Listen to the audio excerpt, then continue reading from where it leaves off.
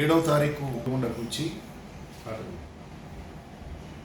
మరి తను ఎవరో కన్న పిల్లలను తనెత్తుకొని ముద్దాడినట్టు మొత్తం కూడా కేసీఆర్ ప్రభుత్వంలో చేపట్టి ప్రారంభించే దశకు వచ్చిన వాటిని ప్రారంభం చేసి కేసీఆర్ పేరు చెప్పకుండా తమ ప్రభుత్వమే ఇవన్నీ నిధులు ఇచ్చి సాధించినట్టు గొప్పలు చెప్పుకుని పోయినటువంటి తీరు విచిత్రంగా ఉంది. ఏడాది పాలనలో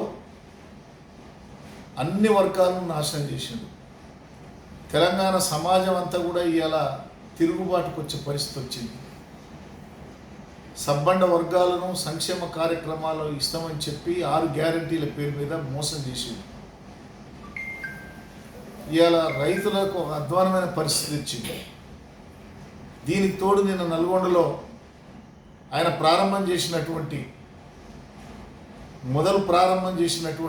బ్రాహ్మణ వెల్లెంలకు ఎప్పుడో 2007లో రాజశేఖర రెడ్డి గారు శంకుస్థాపన చేస్తే వీళ్ళ హయాంలో తట్టెడు మట్టి తీయలే.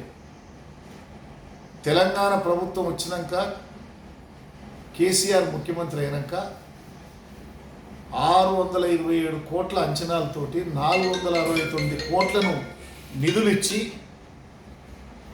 మరి అలా అటు ఎలక్ట్రిసిటీ పనులు కానీ మట్టి పని కానీ చేసి ట్రయల్ రన్ చేసినాం. ఆల్రెడీ ట్రయల్ రన్ చేసి నీళ్ళు వదిలిపెట్టి చూసి ప్రారంభ దశలో ఎన్నికల నోటిఫికేషన్ వచ్చింది. మా ప్రభుత్వం లేదు. దాన్ని వాళ్ళు వచ్చి ప్రారంభం చేసి మేమేదో చేసినామని చెప్పుకోవటం. ఆయన చిరుమర్తిలింగయ్య శాసనసభ్యుడు ఉన్నప్పుడే ట్రయల్ రన్ చేసినాం. అదే 2 పంపులు మళ్ళా నిన్న ట్రయల్ రన్ చేసాం. తర్వాత యాదాద్రి పవర్ ప్లాంట్ను కేసీఆర్ మానస పుత్రిక అయినటువంటి పవర్ ప్లాంట్ను 30,000 కోట్ల రూపాయలను వెచ్చించి దగ్గర 4,000 మెగావాట్ల ఉత్పత్తి చేసే సామర్థ్యాన్ని మా నల్గొండ జిల్లాకు జయశ్రీ రెడ్డి గారు కరెంటు మంత్రిగా ఉన్నప్పుడు మంజూరు చేసి దగ్గర 85% పూర్తయింది ఆ యాదాద్రి పవర్ ప్లాంట్. దాన్ని తీరా 2వ యూనిట్ నిన్న ప్రారంభించే స్థితికి తీసుకొచ్చినాం. అది కేసీఆర్ వల్లనే మొదటి 800 యూనిట్లు కానీ ఇప్పటికి 1600 మెగావాట్లు. దాన్ని కూడా కేసీఆర్ పుణ్యమే, బీఆర్ఎస్ ప్రభుత్వం పార్టీ పుణ్యమే. అక్కడ కూడా కేసీఆర్ మాట తీసుకురాకపోవడం. నల్గొండలో ఈయన